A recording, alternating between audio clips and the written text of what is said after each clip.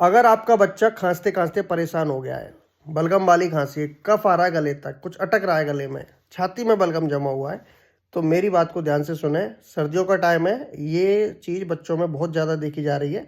अब कहाँ तक सिरप खरीदोगे, परेशान हो जाओगे।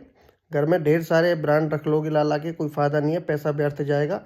इससे अपेक्षा कि आप घरेलू आयुर्वेदिक उपचार करें, बहुत ही सटीक उपचार मैं आपको बता रहा हूँ। एक बार ज़रूर ट्राई करना और 1-2 दिन ट्राई करना, पेशेंस रखना थोड़ा-सा, आपको निश्चित तौर पर फ़ायदा होगा। देखिए, ये नुस्खा रात को सोते समय करना है। आपको इसके लिए थोड़ा-सा कच्ची हल्दी लेना है और इतना अदरक लेना है जिससे कि आपको 1 चम्मच करीब रस निकल जाए, ठीक है? अदरक लेना, कच्ची हल्दी लेना, इन दोनों को अच्छे से कूट लेना एक किसी कपड़े में, ठीक है? कूट के और उस कपड़े से उसको छान के उसका रस निकाल लेना। अब ये 1 चम्मच करीब रस निकल जाएगा, इसमें आधा चम्मच शहद मिला देना और थोड़ा-सा 1 चुटकी इसमें काली मिर्च कूट के डाल देना।